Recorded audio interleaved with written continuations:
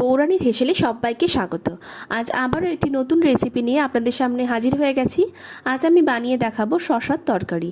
চলুন দেখে নেওয়া যাক আমি কি পদ্ধতিতে এটাকে বানাচ্ছি। এর জন্য প্রথমে আমি একটা পাকা শসা নিয়ে নিয়েছি।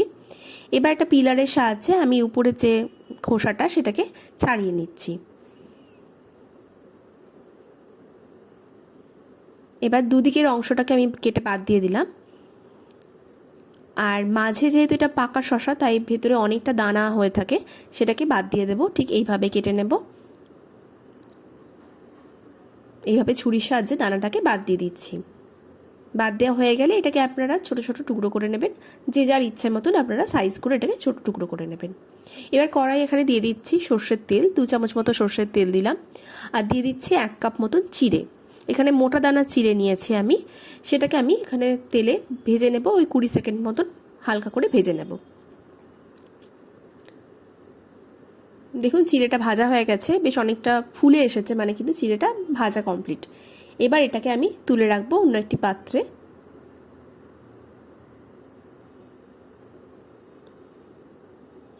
ওই তেলে আবার কিছুটা তেল দিয়ে দিলাম।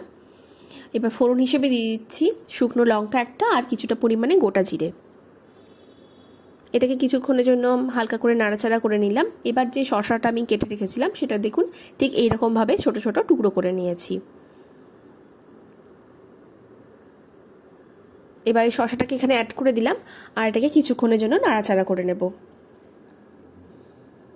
নাড়াচাড়া করা হয়ে গেলে এখানে মশলা হিসেবে অ্যাড করে দেব লবণ হলুদ। এখানে আমি প্রায় 1 চামচ মতো লবণ আর হলুদ দিয়ে দিচ্ছি।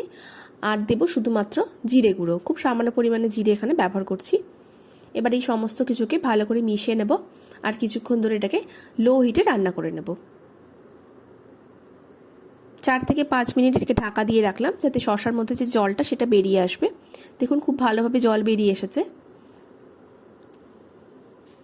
এখন ঢাকনাটা খুলে দিয়েছি। এবার যে ভেজে রাখা চিড়েটা সেটা এখানে অ্যাড করে দিলাম। চিড়েটা দিয়ে আবারও বেশ কিছুক্ষণ এটাকে নাড়াচাড়া করে নেব যাতে ভালো করে মিশে যায়।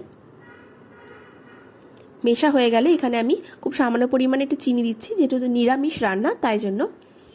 আর এটাকে এইভাবে আমি রান্না করে নেব আরও কিছুক্ষণ। দেখুন রান্নাটা প্রায় শেষের দিকে। এবার আমি এটাকে গরম মশলা আর ঘি দিয়ে নামিয়ে নেব। খুব সহজ পদ্ধতিতে আর খুবই কম কয়েকটা উপকরণ দিয়ে এটা তৈরি হয়ে যায়, আর খেতেও কিন্তু খুব ভালো হয়। আপনারাও বাড়িতে অবশ্যই এইভাবে ট্রাই করে আমাকে জানাবেন। আজকের রেসিপি ভালো লাগলে অবশ্যই লাইক, কমেন্ট, শেয়ার আর সাবস্ক্রাইব